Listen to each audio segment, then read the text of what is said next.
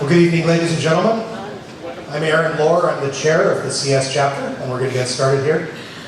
We're starting we're starting right on time, but I know that the event's at 6:30. Hopefully, you guys were able to talk to each other, maybe meet some people. That's kind of the point of the first half hour here and stuff, so you guys can meet each other and maybe network a little bit. We're going to do our talk. It's going to start here in just a second, and then it'll run for about an hour, and then we'll do questions and things at the end. So if you do have questions or something, if you need something clarified, that's okay. But if you have a point or something like that you'd like to make, write that down or like remember that, and we'll save questions to the end. So welcome. This is the Computer Society. It is part of IEEE. It's actually not exactly a separate, but a incorporated group, sort of like a subgroup. We're actually the largest chapter in the U.S. We're actually the largest chapter of the largest region. So you guys are this is something that we do just about once a month. These are our technical talks. We usually have a speaker come out and give a talk. We've got several of them coming up. And so there's going to be some emails going out. So if you're not on our email list, you can go to our website. It's computer.IEEE.SiliconValley.org. So you can sign up for our email list. If we don't spam anything, we'll just tell you about what events are going on and stuff. We've got a bunch of different talks coming up. I know we've got 2 in June. We've got 1 in May. There's also we're lining stuff up right now for the whole rest of the year. So lots of talks coming up. There's stuff on Kubernetes. There's stuff, all sorts of stuff. So good lineup of things. I'm very excited. Coming up in August, we've got actually a famous author that will be coming and talking about her new book. So we'll tell you more about that soon. But there's a little teaser for you. It's actually been kind of fun to work with her publishing company to kind of put that all together. So, anyways, actually, can I get all of the officers to stand up? John, that includes you, Hans as well. Rajiv, can you stand up too? Like any of our executive committee? That includes, yep, there we go. And Kevin in the back, yep. What's that? Yeah, those are the ones, guys, pick them up. No, I'm just kidding. But no, these are the folks that are kind of making this happen and helping to make this happen. So I just wanted to give them, there are volunteers. Nobody is getting paid, which is unfortunate, but that's the way it goes. This is a labor of love. Sure, we'll go with that. But actually, we do have a lot of fun. We put these events on because we enjoy doing this for you guys, and we're happy that you're here. So I did want to thank the volunteers and give them a round of applause for helping out. Normally, I will say that normally we do our meetings at Cadence, and I apologize if any of you happen to spot that and kind of go to Cadence this evening on autopilot. Normally we do have our talks there, but this being actually our second talk in the month, we found a different venue, and we're very happy to be here at ITU. So, and we're very thankful to them. Yep, absolutely for hosting us. We do really appreciate it. It's a nice room and a good venue. I like this. We're going to keep this one in mind. So it's actually not too far from our regular thing, which makes it all fantastic. So really appreciate it. Thank you very much. Okay. What else? Last one. Right. The other thing besides technical talks that we do, our monthly technical talks, or actually a couple times a month, technical talks that we actually do as a chapter, working with other chapters of IEEE. We put on a number of different conferences. These are professional conferences, usually 1 day, sometimes 2 days, conferences on several different topics. Normally we've done 2. Last year we added a 3rd one, which actually made a big splash. So we really enjoyed that. We're going to do that one again. That'll be coming up later in November. But our first conference of this year is coming up. It's called NFIC, New Frontiers in Computing.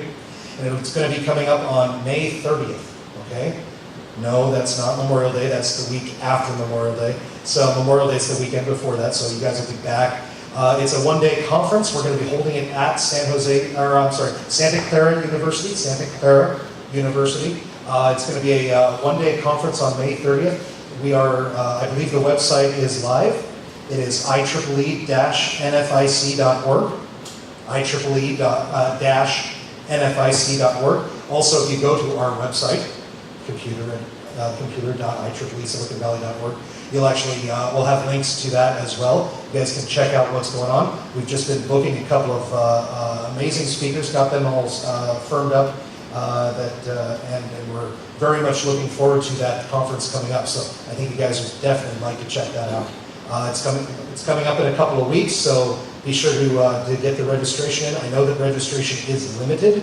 There is only so much space available for it, so check it out. Make sure you sign up for that if you would like to go. So, anyways, that's my spiel. Anyways, I'm going to introduce our vice chair, the guy who stands behind me and helps move me along. So, he's going to introduce our speaker this evening. So, Prakash, come on up. Thank you, Aaron. So, good evening, everyone. Few things before I introduce Animesh. First, thanks to ITU and Dr. Ma Huang, if she's there in the audience. Yeah, thank you very much for. She's the head of department here, and they have been in existence for 25 years. And I don't know how many people here are coming for the first time. Maybe you can raise your hand. You will be amazed that 25 years we have not seen this place. So you are putting them on the notice now. So, of course, I spoke to some of the professors also. Yeah, they have a wide area, and I think before I jump to Animesh and one more in between, I just asked Nima Prasad to tell something about the ITU itself. I'm being tested now. Boss, please keep your ears closed because I'm very new in the university. I know more about IEEE than I can tell you about ITU at this moment. I started just in September last year. As you heard, ITU is 25 years and we are going through our WASC accreditation. And hopefully everything is positive. We just wait till end of June. Deep learning is one of my favorite topics because I'm one of the teachers here. So looking forward to listening to you. And please come back again, just to let you know if you want Wi-Fi. ITU, and then password, ITU guest, and password is ITU guest. I was told by our chair, local chair, ComSoc local chair, that I should talk about IEEE Communication Society. He's sitting back there. I am chairing market chair. I'm trying to figure out my title even there. For Globocom and ICC, if any one of you know about them, that's the flagship conference of Communication Society. We have like 2,000 to 3,000 people coming in those conferences. And in May it is in Kansas City. And I'm part of the voting member of this committee there. And we are thinking to actually bring maybe one to San Francisco or to Bay Area. So we'll need your support there. Also, I am chairing Social Network Technical Committee. So most welcome to join if you ever find. If that is enough for me. Thank you for coming. Thanks, Nimi. So, clap for her. So this is the occasion to tell you that we do have one conference coming up on May 30, which Aaron described. New frontier in computing. Usually we have been doing it at Stanford. This year we have shifted to Santa Clara University, and Professor Shobha is the one who is the host. And the electrical, like you have WMCS here, they have a WMCS there.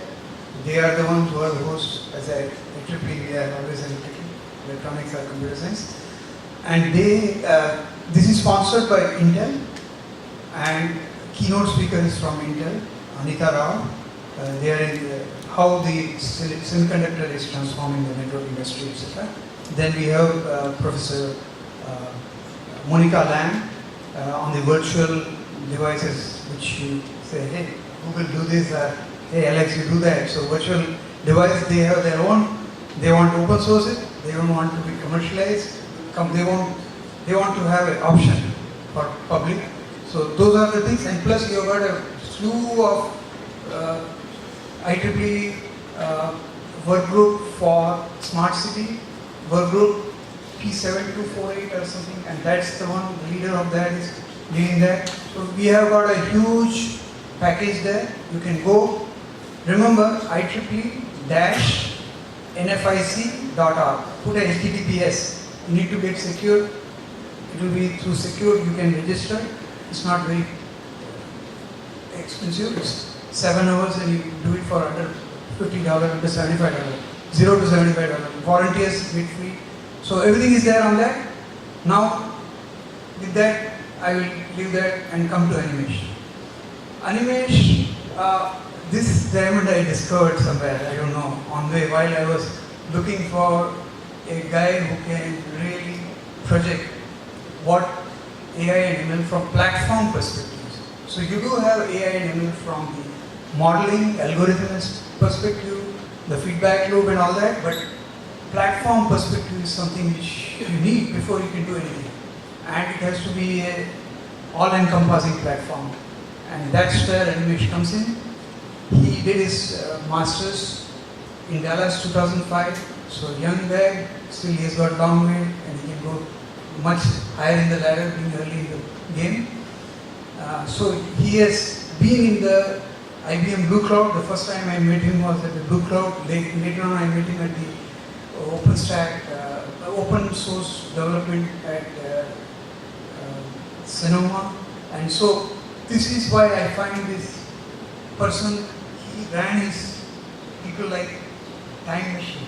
Hey, this you do this, this you do this. So it was so chronological and so fast, and so I would ask him to slow down this time. Yeah, because that helps for people to understand, and he's a good kid. We wish him good luck, and you will see the presentation and enjoy. And with that I'll hand over to Animesh Singh. Thanks, Prakash. I love the kid part. At least makes me feel young. So thanks everyone for joining. Thanks IEEE and ITU for the honors in terms of inviting us here, giving us this nice and great venue in such a central location. I think this is a treasure. We should definitely use it for a lot of future meetups. Very, very nice venue, just next to the train station, and not crowded at all, and I really like it.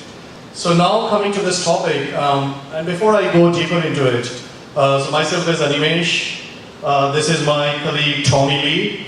We work for a group in IBM called Center of Open Source Data and AI Technologies. I'll talk about it a bit. So we lead the open source deep learning initiatives from IBM and how it actually ties back to IBM research and then ties back to IBM product.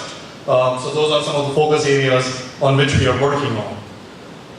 And how many people here are actually totally aware of what deep learning is and how to get started with this, or are actually using it? So I would say probably 30%. So this is good because the way I sort of structured this talk is sort of starting from a little bit of beginner's perspective and then going towards the fabric and the platform. And one of the key reasons was as and when we were giving these talks even internally within IBM, we realized even though for some of the folks who have been using machine learning, deep learning appears to be a newer topic, and if you are not into this field, starting the talk at a certain level, you totally sort of get lost. So with that, if you all want to use Wi-Fi, that's the password, ITU guest. This is our GitHub repository for this particular fabric for deep learning. github.com/IBM/Fiddle. This is something which we launched just around 4 weeks ago. So this is the first public talk. We do have a webinar day after tomorrow, and then we'll be taking this to conferences, etc.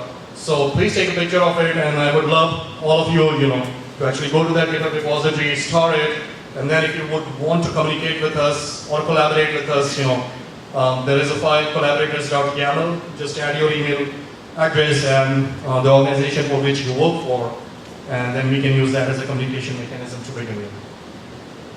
The slides are actually hosted there, so if you do want to grab the slides after the talk, you can go to this particular link, and I just uploaded it just this evening. So with that, let me talk a bit. Are people taking pictures? Yes. Yeah, go ahead. This is the one picture that you can get.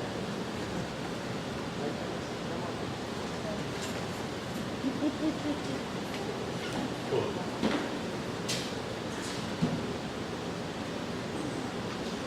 So the enterprise AI process, right? Conceptually, that starts from the data itself, right? The first part of this whole process is that you are gathering a lot of data. Then you actually analyze that data, you classify it, you enrich it, the data which you don't want, you discard it, right? So that's the first part of the life cycle. Now once you have all the right data, rightly labeled, rightly classified, then you go to the next phase where essentially machine learning and deep learning sit, right? So you then use models to actually train data using these machine learning and deep learning models. And finally, once your models are complete, then you actually deploy them. And you make them accessible using APIs for application developers to actually write applications using those, right? Our group, Center for Open Source Data and AI Technologies within IBM, is essentially focused around this whole life cycle. As I was telling, a lot of technologies which we are working across the stack, starting from Jupyter Notebooks, Scikit-learn, Spark. Then in the deep learning phase, definitely we are working with TensorFlow, PyTorch, Keras, etc. That's where Fabric for deep learning, where we are diving today, stands, as well as we have something else for Model Asset Exchange. We will give a brief overview of that as well.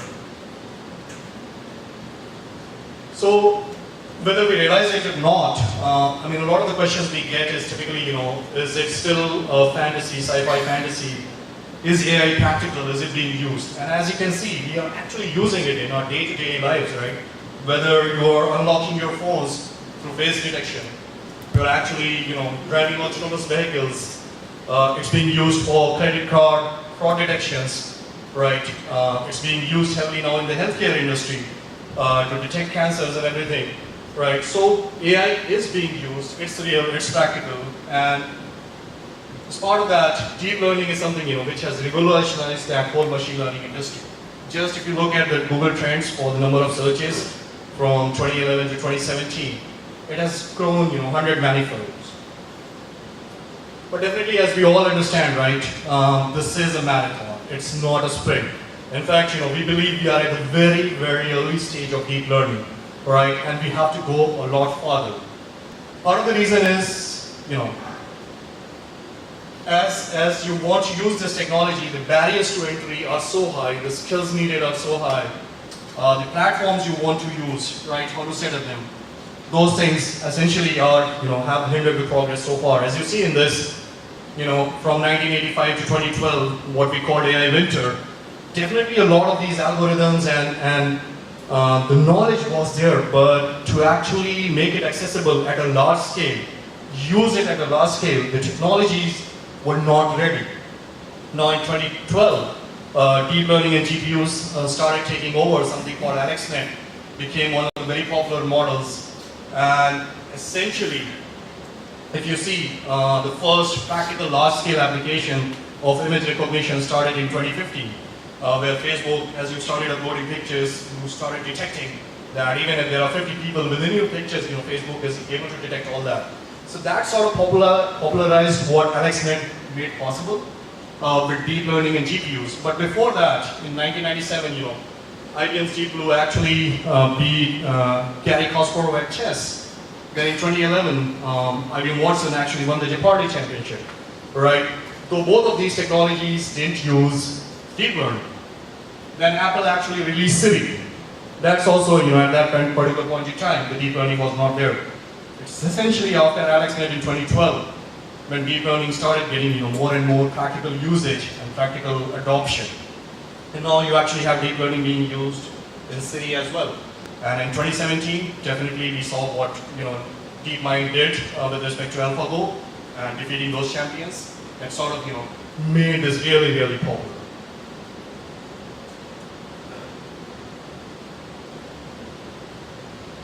So I was talking about why the progress has been slow. Definitely the practitioners are very, very less.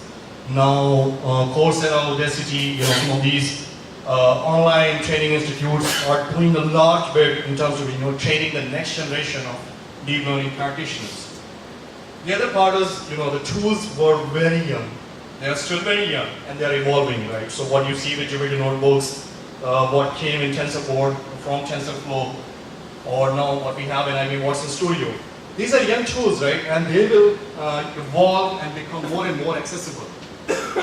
Another thing is, the lack of data or more of it, right? How do you actually do more with less data? So what deep learning translates is essentially, you are training artificial neural networks. If you look, the practical limits where deep learning has reached right now is around 25 million neurons or 100 million connections. What human brain has, 200 billion neurons and 32 trillion connections. So you can just realize that we are at so much early stage, but it's all the more fascinating that even at being at such an early stage, we are able to do such a great job with respect to the deep learning technologies which have come.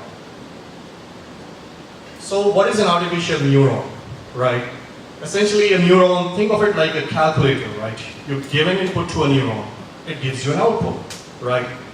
Now the inputs can come, many inputs, x1, x2, as you can see, there are multiple inputs which come to a neuron. It has a formula, it calculates an output and spits it out. How do humans actually recognize numbers, right? So for all of us, it's very easy to say, these are 8, 0, 6, 5, 4, 2. But if you look at different variations, how 8 can be written, right? You have so many different patterns how somebody can write 8, or for example 4, right? And humans are very good at recognizing some of these patterns, right? And deep learning is essentially, focusing in terms of simulating that behavior. So perhaps we are actually, decomposing these into subparts. And that's how, deep learning works, where essentially, you take pixels of an image and capture those variations in light and dark. In this case, for example, for a 28 pixel by 28 pixel image, you have around 784 pixels in total here, which you actually feed to a deep learning engine, right? And how does it work? So essentially, there are different numbers which are assigned to it. And think of it as, totally dark, and that particular pattern where it is, that lights up as white. So you see the numbers changing, right? So 0 is completely black, and the numbers where it is changing, going to 255, that becomes, the whitest part. So that's how, you start recognizing A, which are the brightest parts of the particular image. B, which are the areas I need to discard, or do I condense? So we talked about 784 pixels. So when you're actually copying a deep neural network model, you typically assign 1 neuron per pixel in this image. So that takes you to 784 neurons in the first layer of your deep neural network model, right? Then there are multiple other layers which come into picture, and we're not going to go deeper into those, what sort of algorithms you can apply here, like backpropagation, you condense, then flatten. If there is loss, you go back. But essentially the idea is that, you go through these multiple layers, tweak your model as you are running the training, so that ultimately, in the end, it's able to detect for all those variations of those images, which had 8 written in different ways, it's able to correctly predict that this is 8, right? And that's where your model is ready. And not just pixels. This is how text, sound, and much more data can be used and fed into a neural network model as an image. And what is backpropagation? That's one of the terms being used, a lot heavily. So essentially, as you are training these neurons, you are getting an output, and you compare that with the desired output. You see the difference, you see the delta, and that becomes your error or loss. So then you go back and actually, tweak your weights and other parameters so as to come to the right output. you keep on back propagating and training until you get and tweak your model and finally get to a final model which is able to predict correctly. So essentially, sort of summarizing, how does deep learning work? You start with your data, you define a neural network, you have a model which learns to recognize the patterns in historical data.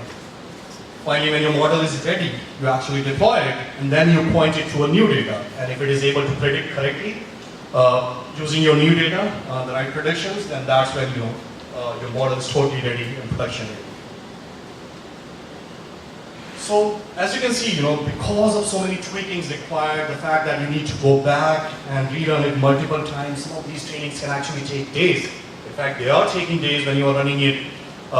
Image data sets, which span over 1 million, 2 million images.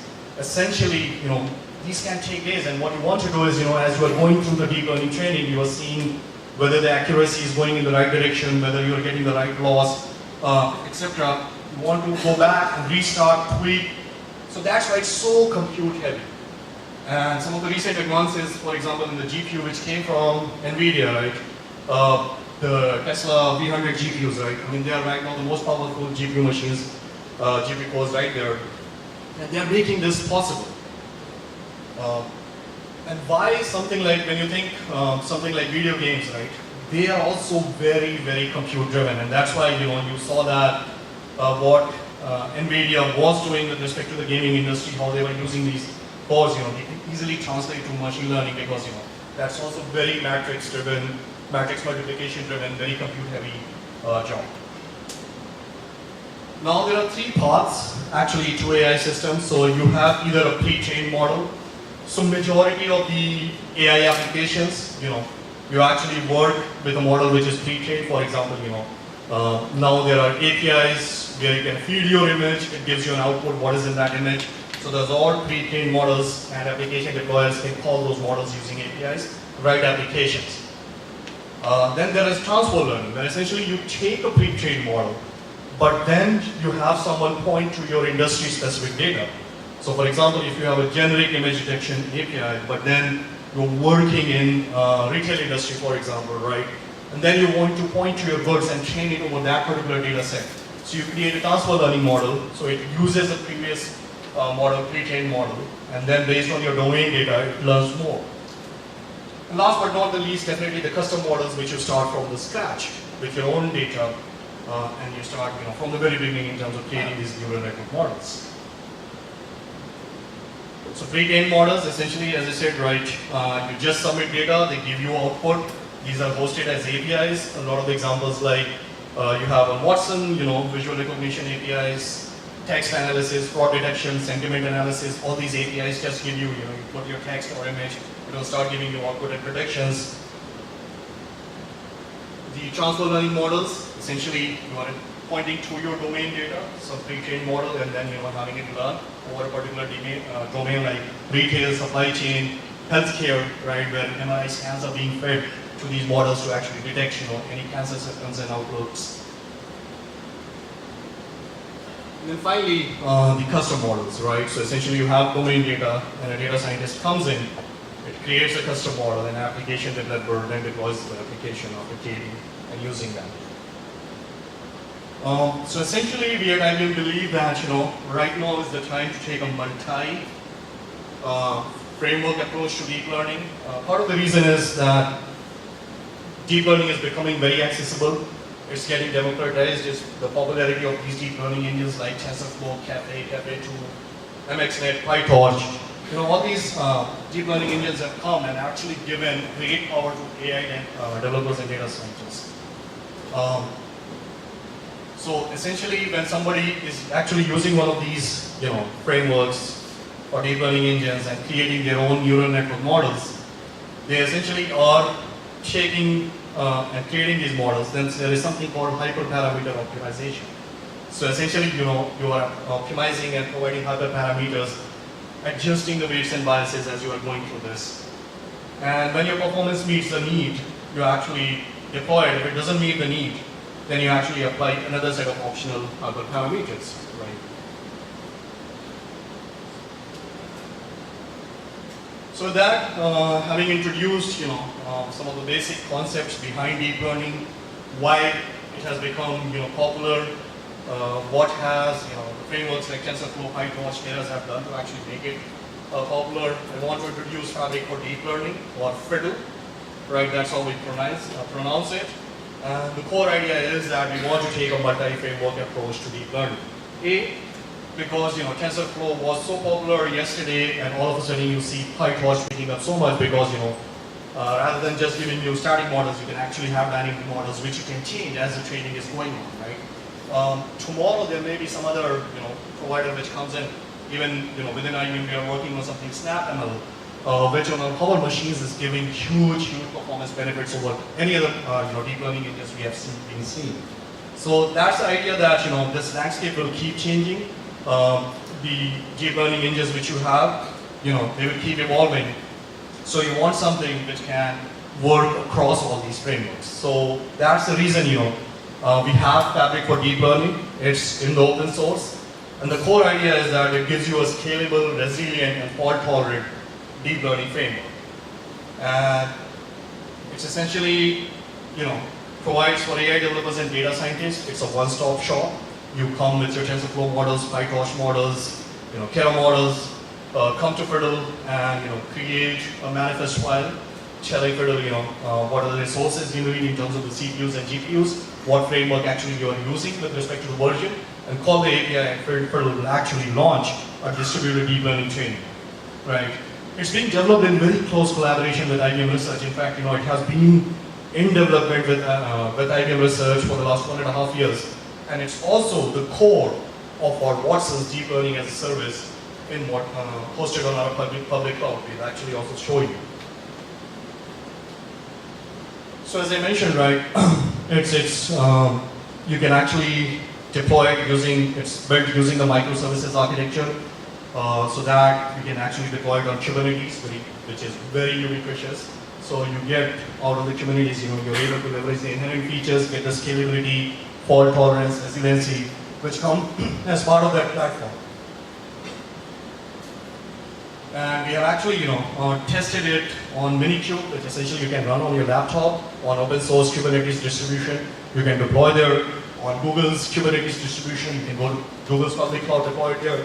On IBM's public cloud Kubernetes offering, as well as on a private cloud offering. So tested on multiple platforms. Every day within IBM, hundreds of researchers are actually launching, thousands of concurrent training jobs on this particular frameworks, which is being utilized, being tested every single day. Right. And it's working with data sets over millions of images and giving, reasonable training data times. And the great thing is, that since we are using Kubernetes, we are able to leverage the elasticity. So that means, the resources are utilized only when your training job is running. As soon as it is done, all those resources are getting freed up. And the data which you actually take, you put it on the cloud object storage. That's the supported model right now. But we are definitely working on making the storage story, more generic. It works, with NVIDIA GPUs, so Kubernetes using NVIDIA, either using the device drivers, which is the latest way, or using the old hardware accelerators, which Kubernetes supported to work with GPU machines. This is a little bit lower level view of the underlying architecture and the microservices which we are deploying. And I will go into them, details of this a bit later. So just wanted to point out some research papers as well. As I mentioned, this has been in works in IBM Research for the last 1.5 years. So there are quite a few research papers which actually talk about some of the performance characteristics, the number of parallel jobs we are running, the job execution times, queuing times. So it goes into a lot of those details. So if you're interested in, what are the scalability and performance characteristics, I would definitely encourage you to read some of those research papers, behind the scenes. And FfDL is not the only offering which we have put out in the open source from our Code group, as we call the Center of Open Source Data and AI Technologies. Just 4 weeks ago when we launched FfDL, we also launched Model Asset Exchange. And just last week, we actually launched something called Adversarial Robustness Toolkit. And I'll talk about a bit about quickly. So model asset exchange or MAX is essentially a one-stop exchange to find machine learning and deep learning models created using all these popular deep learning frameworks. Again, the core idea is that we are taking, and definitely there are a lot of model zoos out there, right? There are TensorFlow model zoo, there is PyTorch model zoo. But what we are doing is taking some of these hidden models, putting them in the enterprise context. When an enterprise developer wants to use this model, what are the things they are looking for, right? What is the provenance of these models, right? What are the licenses associated with them? What are the data sets on which they have been trained? What are the licenses associated with those data sets, right? So making sure the models are of high quality. There is a provenance and history information along with the associated licenses. And B, after you have chosen a model, giving you a very quick way to quickly try it, to actually deploy and use it for inferencing. And if you want to take it for further training, then you can either take it to Fiddle or our hosted public cloud offering. This is something which we launched last week. It was still, it's hard to pronounce, I'll call it art. But essentially the idea is that, with everything good, there is an equal amount of bad, right? And what you think that is happening with respect to AI models is essentially, if you think of a scenario like autonomous driving, right? Where these autonomous vehicles are being trained over a data set and they're looking at images. For example, think of an image where the pedestrian is crossing the street, right? If that image data set gets contaminated, either implicitly or somebody is doing it, as part of a malicious intention, what your models are learning is that essentially, it's a free street, let's go, right? So there are a lot of those things happening within the AI space where people are, contaminating data. So this tool actually provides implementation of a lot of the popular attack methods as well as defense methods, right? So essentially, there is an implementation of a lot of these research papers which are very popular in the industry. How do you actually launch attacks against the training neural network models you are creating and figure out vulnerabilities in them? And then, what are some of the defense methods you can actually implement, right? It's become very popular just in 1 week. We are getting huge inquiries from a lot of the value companies as well in terms of, they want to use this as part of the package on the platform they are using. And again, taking our multi-framework story forward, we want to make sure, this is what high training framework. So we have, these methods supported with TensorFlow, Keras. We are adding support for PyTorch in the next just the next release. So one thing which I mentioned was, Fabric for Deep Learning or Fiddle is the core of deep learning as a service in Watson Studio, which is hosted in IBM Public Cloud offering. Now, when you look at the Watson Studio, right, it's definitely focused on all the parts of the AI life cycle. But more so what you see on the machine learning side with respect to supporting Spark, Spark MLlib, XGBoost, SPSS modeler. And on the deep learning side, what we have is, deep learning as a service. And that's the core which we have actually taken and put it out in the open source. So this is not something, that taken out and forgotten. This is being used heavily in product, being used heavily by IBM researchers worldwide. Right, and some of the other capabilities which deep learning as a service within Watson Studio provides is essentially, it makes sure that you have a CLI interaction, a UI interaction in terms of being able to launch these very rich UI, which actually shows you all the historical perspective about your data sets, about the trainings you have run, allows you to compare between two training runs, how was the performance, which ones performed better, and then you can actually deploy. So it's not only focused on the distributed deep learning training side, it's also focused on the inferencing and serving side. So you can actually, once you have trained your models, if you want to deploy them, expose them as APIs, you can do directly from within Watson Studio. And Tommy is going to show a demo of both Fiddle as well as Watson Studio moving forward. One of the other things which we are focusing on, as I mentioned, right? The vision is to democratize AI and bring it as close to data scientists and AI developers as possible, right? So we also launched within Watson Studio what we call Neural Network Modeler, or NNM. So essentially a very visible drag and drop interface to create neural network models, right? And this is one of the things which has become very, very popular. We are getting a lot of requests, in terms of, using this from various different, sources. And it makes the barrier to entry very, very easy. Otherwise, in this case, you possibly can actually go ahead and create a model totally from start to scratch without touching the code under the covers. And you can actually assign a lot of the hyperparameters. So hyperparameter optimization is supported from this as well. And as you complete your training runs, it actually gives you a lot of the data, which are the ones in progress, which have been completed. So now I will go a bit into the architectural details of the Fiddle, which is open source repository. Right, so I talk about this particular architecture. So let's go through some of these components one by one. So REST API definitely, as the name suggests, it handles all the REST level HTTP requests and acts as a proxy to the lower level gRPC chaining service. Right? It also does load balancing as well as authentication. The next step in the process as your request come in is actually the trainer service, right? So it admits all the training job requests and persists their metadata and model input configuration in a database. In this case, it is MongoDB, but that can be swapped by any other relational database. So trainer service is actually responsible for initiating a job deployment for distributed deep learning training, for terminating the job deployment, or for halting or pausing it, right?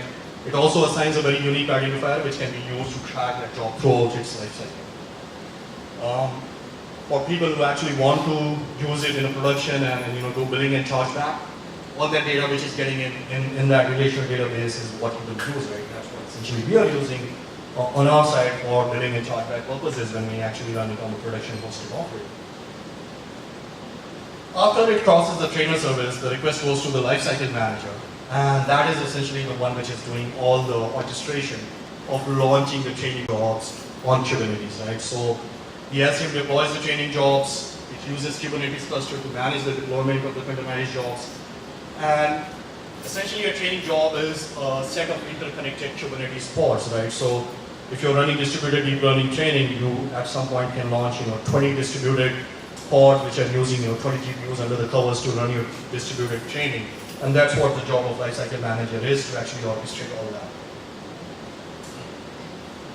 And then finally, a training job, one training job. Now you can have multiple training jobs, right? When you're actually doing distributed deep learning, you launch multiple instances of it.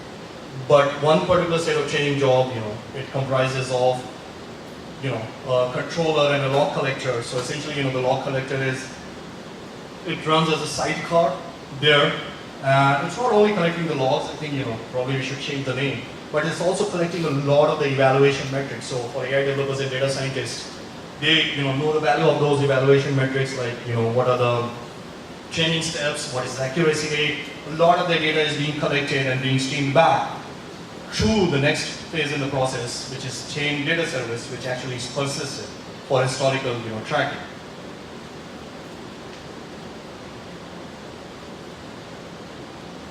As I mentioned, while the learning job is running, a process runs as a sidecar, and it is used for collecting training data.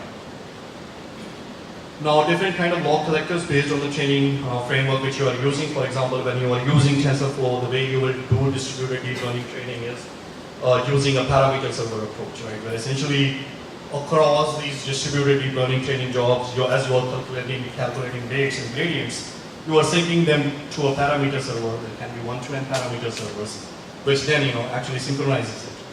Whereas if you look at how it is done in PyTorch, PyTorch mostly works based on a peer-to-peer syncing mechanism, right? So you distribute across all the jobs and they're syncing the weights across every particular training job. This is the current release of Fiddle. As you can see, with respect to the storage, we are actually calling them using APIs. It's S3 compatible object storage. So that means, if you have object storage either on Amazon or, IBM Cloud Object Storage supports S3 APIs. Or if you don't, when you actually deploy Fiddle on your open source community cluster, it actually launches a pod which simulates that. So you can still go with the training without using a real object storage. Our next release, which we will be releasing, what we will be calling officially the release 0.1. Which will actually support, apart from the parameter server, we are going to support the Uber forward mechanism of using distributed deep learning training on top of TensorFlow. For those of you who are into this, you will probably know, Uber's forward mechanism, where essentially, they are using, instead of using a parameter server approach, they're actually doing, peer-to-peer syncing as they're actually calculating weights and gradients. It's becoming very popular where your neural network models are pretty complex. That's when that advantage kicks in. Or really simplistic models, you're probably, looking at a loss of performance. But when you have multiple layers and multiple calculations going on, that's when forward is giving huge advantages. In fact, Uber is working very closely with us, and we are using Forward benchmarks across all our Power AI suite of offerings which we are doing in this particular space. The other side which we are going to refine in the next release is the object storage story. So instead of using APIs, the object storage will be mounted on the pods. And one of the reasons is what we have noticed as we are doing these multiple performance tests and results is that works much better rather than using the APIs because that sort of becomes a little bit of slower mechanism when you're launching these hundreds and concurrent training jobs. And the main thing is the next release after that, what we are going to focus on is essentially mounting any user volume. So it's not going to be an object storage story. The goal is that whether you have S3 compatible object storage, you have GCS, you have NFS, right? Any storage can be mounted. The other thing which we are focusing on right now is essentially the scheduling part. So what we are working with is there is a Kubernetes incubator project called kubearbitrator, which is essentially focused on the batch scheduling of jobs. And when you look at the AI landscape, how do you actually schedule these jobs so that they either go as a one single unit or they don't go at all. They are aware of resources. You can assign priorities, what gets executed first. A lot of that intelligence is coming in kubearbitrator and kubejob project. So that's essentially our goal for the release after that, 0.1, which we are calling 0.2 release. With that, I will pass on to Tommy to actually show you some of the demos of Fiddle and Watson Studio Deep Learning Service, as well as very briefly show you the Model Asset Exchange. And all the technologies we talked about, definitely we dived into Fabric for Deep Learning. At some point, we would like to dive deeper into Model Asset Exchange or ARC, and what's the robustness toolkit, which we talked about.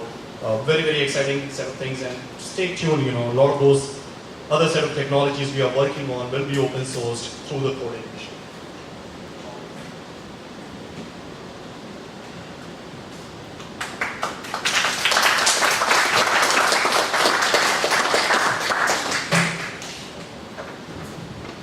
Hi, I'm Tommy.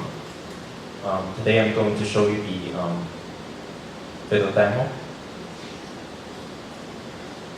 And basically, this is the entry page of Fiddle. There are different ways you can directly go to the GitHub repository.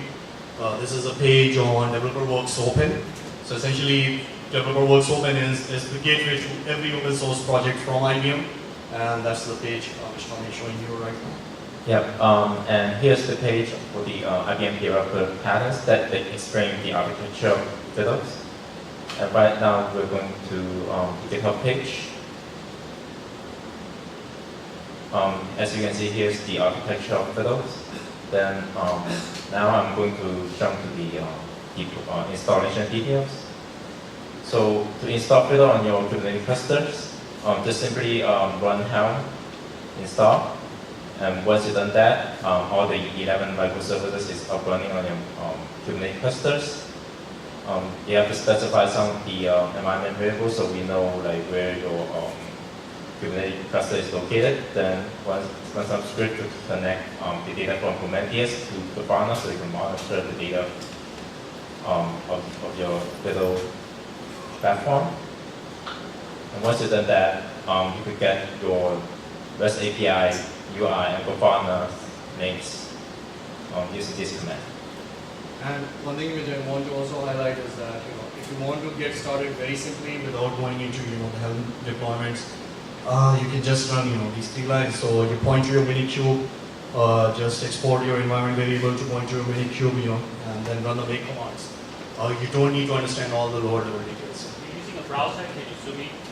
Oh, alright. Yes. Is it better? Yeah. Right. So once you deploy FfDL, so you're gonna go to some of the testing instructions. The first step in instruction, we provide you like a local S3 object store on the Kubernetes cluster. It's based on the local stack. If you have an cloud object storage, you could follow 6.2 to use cloud object storage. Basically, you have to assign your object storage endpoint and the key and access key. Once you've done that, you have to create a bucket to store your data sets and also your model results. Once you've done that, you just, in this case, we're just going to download the standard MS data set and upload to the training data bucket. And over here, we're going to change some of the manifest file we need to specify for the training jobs. And I will show you the detail of the manifest file later. After you've done that, now you're able to assign the REST API and all the other configurations. So in this case, we're using a FfDL CLI to train our jobs. So once you've done that, you can use the CLI command and say train manifest file with all your model definitions file. So right now I'm going to do like live demo. So as you can see, let me zoom in. As you can see, here's the fabric for deep learning UI, and you log in. And here's some of the job already ran earlier. So we use this command.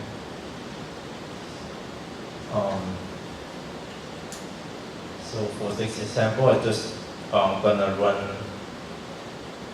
one of the models that use TensorFlow summary, so we could see some of the TensorFlow metrics.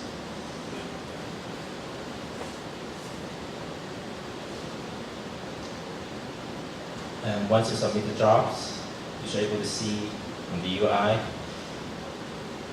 it will show a job in the pending stage, and it will eventually go to the download stage to download the data set, processing stage to process the actual training jobs, storage stage to store the model to the object storage, and at the end you stay complete. And I think the whole process will take 5 minutes.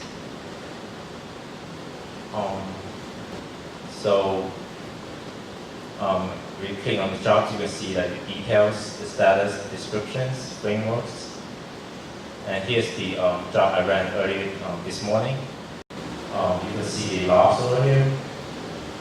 Also, if you're running a job right now, you can also stream it. I think the job should be processing right now. So in this case, we can always stream the log by clicking the follows.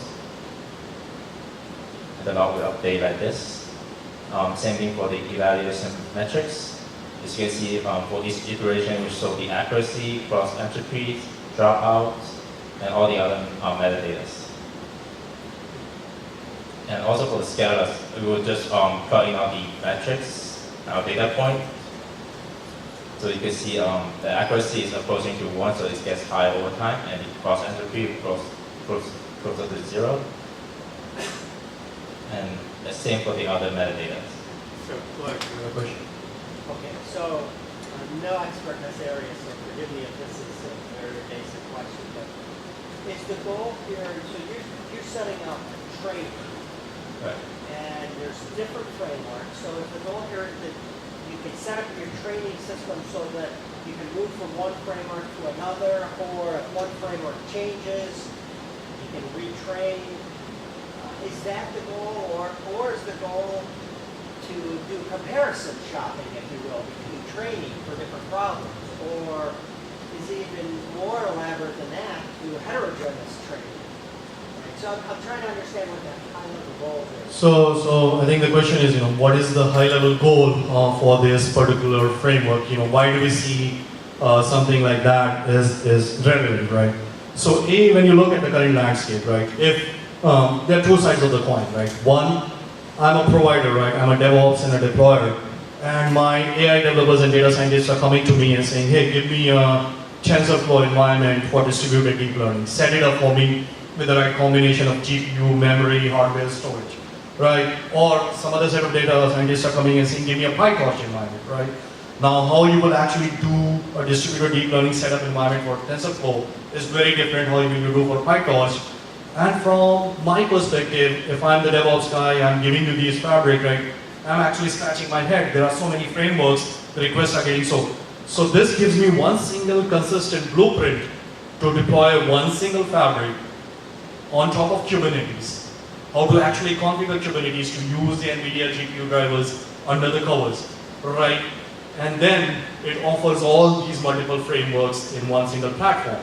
So now, if an AI developer or data scientist comes for TensorFlow, I point him to the same environment.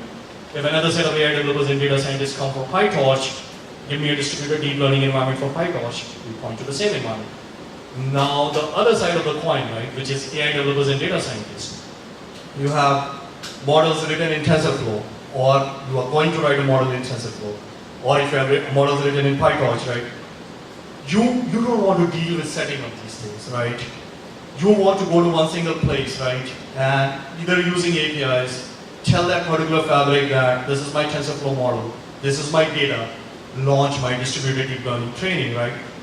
And this is my resource limits. I mean, I want to use probably 5 GPUs, and this is the particular version of TensorFlow which I want. That's all you want to tell to the fabric. Now the fabric should be smart enough to detect, hey, you want TensorFlow, you want TensorFlow 1.3, you want TensorFlow 1.6, you want to use GPUs, CPUs, how many of that, and then launch distributed deep learning. And then as it is doing it, right, in a consistent way, gather all the weights and the gradients and the data, and then present to you for download. So it's multifaceted, basically. You can develop models and use this to run and test out various models, as well as be able to run your models on different frameworks. So it sounds like it's multifaceted, right? That's what you're saying. Yeah, definitely. See the main, I mean, right now, so the other one part of the question was, can you actually take a TensorFlow model and convert it into PyTorch, as I understood, right? Sort of those things. So there is an industry-specific standard which is sort of forming around this for Onyx. Definitely, we are looking at it closely, and that's something, we would want to support, so that even though you come to us with a TensorFlow model, but you want to train it, launch a distributed deep learning training using PyTorch, right? So in that case, this fabric should be able to convert that using the Onyx standard, and then be able to launch PyTorch. But even if you have a model that's on say, TensorFlow, you may have different hardware. You may have different hardware you want to try out. You use this to test it out on different Yeah, definitely. I mean, CPU and GPU combinations and stuff. Definitely. I mean, using this one single consistent blueprint, even if you're just a TensorFlow shop, right? Why would something like this might be beneficial to use? Because we are leveraging, the whole inherent power of Kubernetes under the covers to actually handle scalability, resiliency, fault tolerance, distributed training for you, so that you can probably share 3 machines with GPUs with respect to 30 developers and data scientists. So you're not, right now the situation is, this is my machine, so 3 GPU machines goes to 3 data scientists, right? What kind of scalability do you provide? What is the maximum? I would assume that it's model dependent, that not every model is scaled the same way. But what is the biggest, the biggest job that you have run into this in terms of number of GPUs, number of machines? I mean, rather than, so there is an external talk which we are going to do after this, which is just going to be focused on the performance.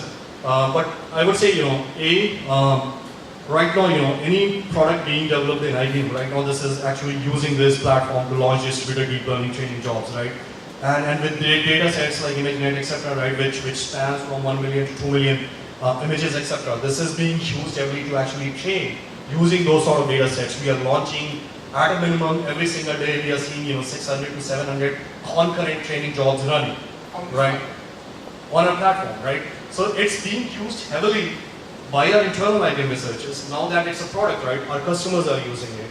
And it's the same core technology which is in the open source. But on the specific numbers, we definitely are going to follow up with a talk which is just going to be focused on the performance results of this, right? And what are we seeing with respect to the accuracy, the amount of time it takes to train our industry standard data sets. Alright, so I think the model's finished. Our test we only ran for 400 iterations. As you can see, the accuracy is close to 100%, and the loss function is close to 0. Now we go ahead and see our Grafana status. Since I just refresh it. I think as you can see, like I just submitted new jobs. So it says there's one more TensorFlow job I submitted, and there's also the job is finished. So it also say like the training get queued. Once you finish training models, you can download it, and we have examples over here. We wrap it with a Swagger APIs. So we will do like the pre-processing and post-processing at the backend. So let's say you could pick a picture, you draw on a whiteboard, you pick like try it out, then you should be able to see like with that prediction that's like correct or not. Right. What I just showed you was, using Fiddle, definitely, training a model. Once the model is trained, your data set is ready. Actually, how do you host it? And then finally, how do you use, with respect to the Swagger APIs, to actually use that model for prediction? Now, from there onwards, your AI, the app developers can take over, right? Your APIs are ready to actually use. It's taking any like PNG and JPG image right now because we have done the processing at the backend. So any app developer will just use this API. And for those of you who are not familiar with all the algorithms and CNN, let's say CNN RNN, we have like Watson Studio, what we call neural network modeler. You visualize how you train the neural networks. In this case, we create a So now what he's showing is actually, so from the open source side now, based on the same open source, a product which is actually hosted on IBM public cloud, right? So this is IBM Watson Studio, and deep learning as a service is part of that Watson Studio umbrella. And this particular capability is called neural network modeler. Yeah, this neural network model, as you can see, we for this model we send the data to the first layer, the convolution layer. Then we apply the algorithm functions, then apply the pooling layer, then do our connecting layer at the end, and apply the accuracy and loss function at the end. And you could also convert this model as a TensorFlow model. So it will generate this modeler into an actual TensorFlow code. As you can see here is like your data entry points. And we apply each layer as you specify on the neural network modelers. And we return the result on the result path. And you could also use this code to train on Fiddle. So for any of you like doesn't know how to code in TensorFlow, you could always start from here and move on to Fiddle. So essentially, it generates the whole model code in the backend for you, right? So again, going back to the theme of making the lower barrier for entry to create these deep learning models very, very low. Of course, if you just want to use the Watson Studio with the products, it's very simple. Just publish your model. Just name it as a training definitions. And once you publish it, you could start training as an experiment. Just name as demo. Then we specify where our data is located.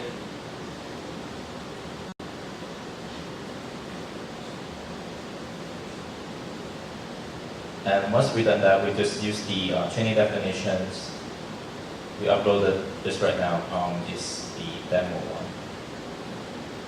And we will use one GPU in this case, and we don't do any optimization for the hyperparameters.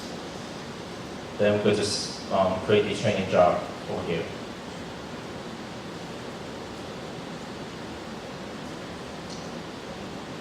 And it will be in a pending stage, and eventually complete the job within 2 to 3 minutes. And you could also get the same result from Fiddle. So I think what you were showing was, what we showed in Fiddle, the counter part of it exists in Monster Studio Deep Learning as a service on a public cloud, so you can actually go and use that.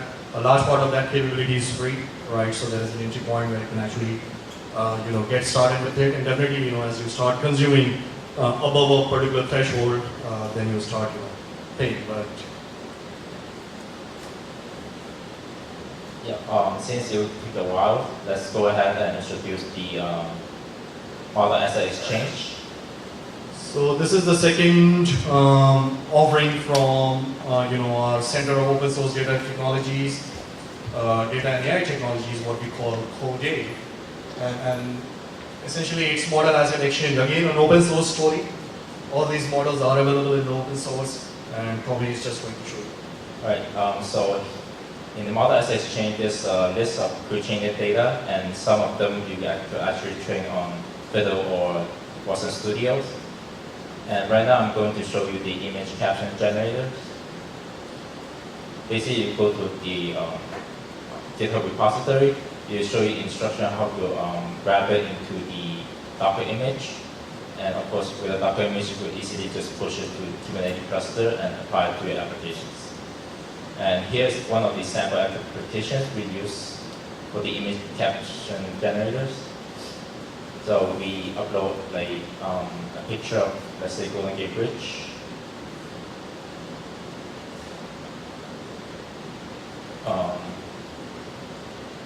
I already submitted one before, so it was say like a large bridge spanning the width of the river, and it will show you what are the key terms in this picture, right? So essentially, it creates a word cloud for you. So with respect to model asset exchange, right? If you go back to the model asset exchange page, Tommy, Right. the key is that what we are doing is taking the high quality models from different model zoos, plus the models which we are creating in house within IBM, putting out in the open source through these processes. And one of the key things is it's not only how easy we want to get you to get started with these models. The second thing is putting that whole provenance I was talking about, for folks who are working in the enterprise, right? You want to know what are the licenses associated, with the model code, what are the licenses associated with your data sets, right? Before you actually use it for any sort of purpose, right? So we are actually taking a lot of care in terms of making sure, we have the whole provenance and the background and the history of that particular model. And then giving you very easy steps to actually very quickly try it out, run it using a local Docker container. First, try it out if it serves your purpose. Now, if you want to use it for further distributed training and transfer learning, then actually take it in the open source to Fiddle, Fabric for Deep Learning, or go to IBM Watson, public cloud, and launch the deep learning training job there if you want to retrain it using your domain data. Right. Questions? Yeah. These models that you guys offer, what do they do? Actually, I would assume that AI at this stage is very specific, like a model to detect cancer or radiograms is part of the IP of the company that is going to sell that product. So I wouldn't do that in the public domain. So those prepaid models that you offer, what exactly do they do that I could benefit? So the start is a very humble start on the model asset exchange side. Just 3 weeks since launch for the model asset exchange. Very humble start in terms of taking some of the popular models from these different model zoos. With respect to the industry specific models you are talking about, right? It's part of that discussion, what we can put out, because some of the data on which we are training these models are our customers' data, right? Whether they are customers in the credit card fraud detection or our healthcare customers, right?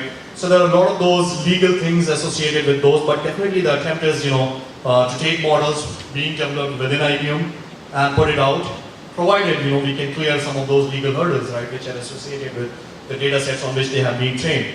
But again, looking at the community, finding the models which are high quality, which are being heavily used, making sure, they can run on our platforms, finding the right, provenance licensing models around them, putting it out there, for folks to actually use it as a starting base. So I think a lot of the landscape on the Mac side, the model asset exchange side, is pretty early, and that's why we're not so much deep diving into this. But Fabric for deep learning, this has been in development within IBM for the last 1.5 years, right? So and being used heavily across IBM. Now we have a product on it. So that's. What is your business model? How do you plan to make money out of this? How do we plan to make money? So I think part of it is, if you see IBM's open source history, part of it is part of our DNA, right? It started right from the very beginning, starting working with the Linux, open sourcing the whole Eclipse, and then participating in that community, then moving towards the cloud momentum, OpenStack, Cloud Foundry. So we definitely, want to work in the open source, and we definitely believe that you can't out-innovate the community, right?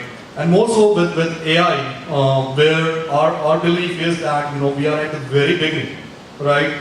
And most of this innovation is going to come working with the community, working with the right set of folks in not only in IBM research, but in academic institutions, with research institutions, right? So that's the general model why we want to take this out in the open source and work with more and more partners, right?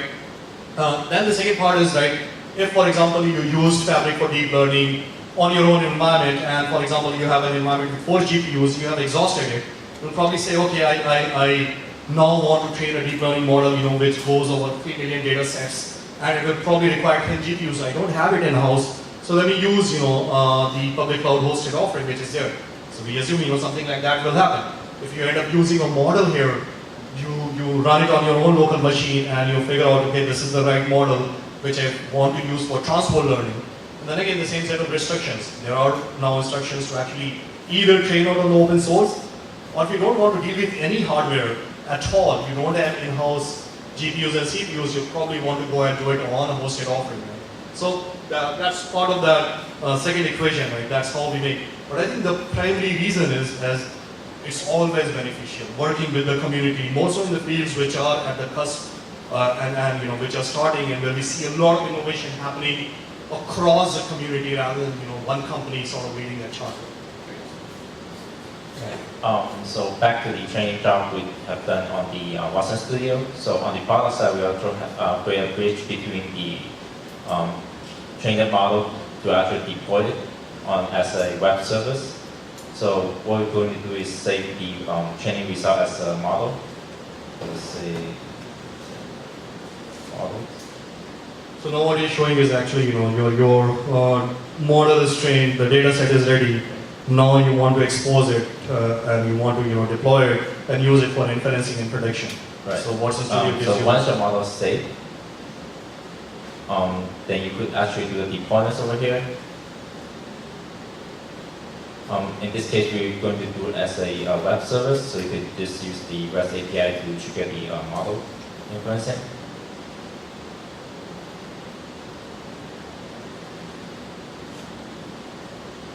And once you've done that, the model will start initializing and start deploying in like a minute or so.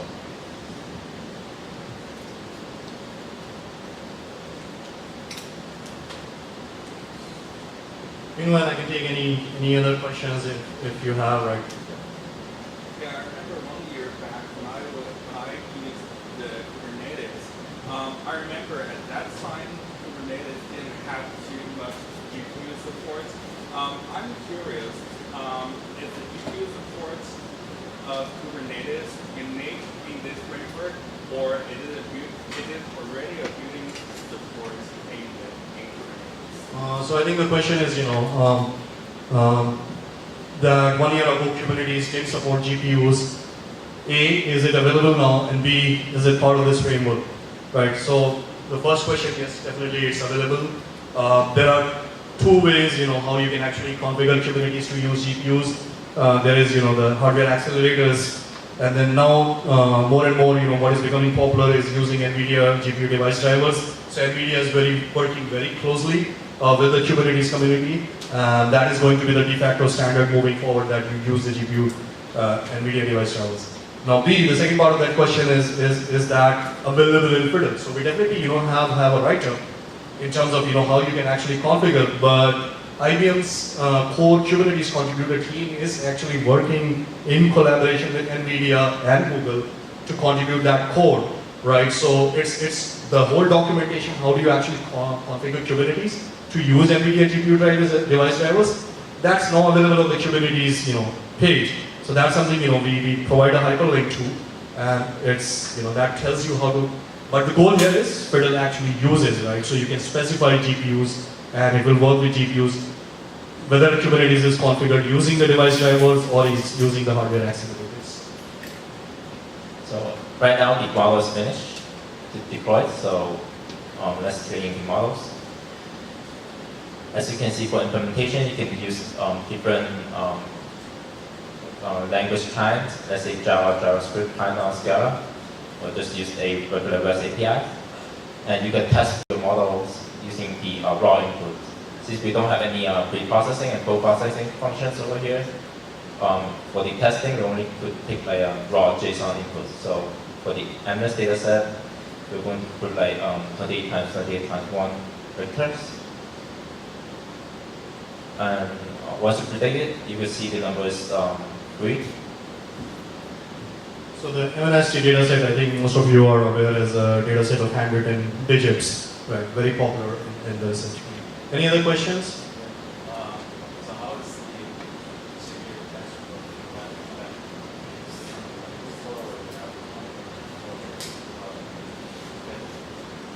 So the question is, how is the distributed TensorFlow being implemented in this particular fabric for deep learning? Do we use something like Qflow, or do we have our own implementation? So the goal here is that we want to align around the popular frameworks mechanism of doing distributed deep learning. So if you see in TensorFlow, the most prevalent approach is using parameter server, right? So that's something which we supported. Now, if you actually go in Watson Studio, there is another method which we support, which we call TDL. That is an IBM research-oriented algorithm. So that's our own mechanism. How do we do distributed deep learning? So we support parameter server approach, which is the TensorFlow default. We support DDL, which is an IBM research mechanism. The third thing which we also support is Horowitz, right, which is Uber's mechanism of doing distributed deep learning on top of TensorFlow. So all these three are supported, right? And with respect to your question, like Qflow, so we definitely, are looking at Qflow. It's an interesting thing, and I think part of the job where you actually do the scheduling and orchestration, that's the role where it can actually really fit in, where you can. But it's still very early stage. Right now we have actually working across multiple frameworks. So, but that's an area of interest. And this is the end of the demo. And from here, you could just create any private API to pre-processing an image into, let's say this is sample for 20 times 20 times 1 vectors, and just post-processing all the value results as a number. Then you could give it to your application developers, and they can just use it as a regular API. Thank you. Thanks. So with that, we conclude the demo portion. So what you essentially saw was, the open source fabric for deep learning, the hosted deep learning as a service within Watson Studio, which is on public cloud. Then the model asset exchange, which is again in the open source, right? And as I mentioned, there is another thing which we have launched, what we call adversarial robustness toolkit, which essentially gives you, defense and attack mechanisms to make your models, more robust against, common vulnerabilities. With that, thanks again for coming. Anyone has any other questions?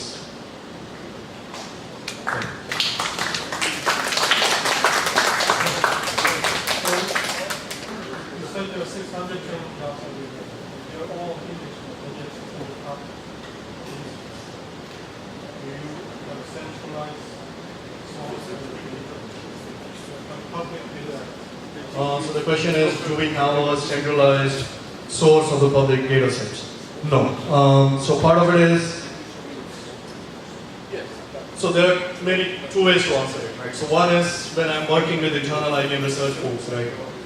They can, if it is an industry-specific standard data set, right? Yes, definitely you probably want to, point to one object storage. They actually have this data uploaded. When you're looking at it as a product offering which is being offered to customers, even though you probably both of you are bringing the same data, I, as a provider, don't know, and I don't want to mix, right? So in that case, each one of you are actually getting your own object storage instance, and you are uploading your own data set, which is different from, user B's data set, right? So as I said, right, internally, yes, where we see, a lot of the research experiments we done, we actually point to the same object storage instance. Externally, each user gets his own object storage instance. Now, if you're part of an org, right? If you're part of an org, you can actually share that. Yeah. So, thanks everyone. Thanks for joining. Thank you. Thank you very much for coming out. We have a small gift for you, actually. It's a little token from us to you, and thank you so much for coming out and talking to us. Thanks for We appreciate inviting it. me and providing this great opportunity. Thank you. Folks, please do pick up after yourselves. If you would, please pick up your plates and things like that. Also, there's a little bit of pizza left. If you would like to take some of the pizza home with you, we invite you to take that with you. There's a couple left back there. Thank you very much. Keep an eye on our website and email list for more events that we've got coming up later this year. Thank you so much. Have a good night.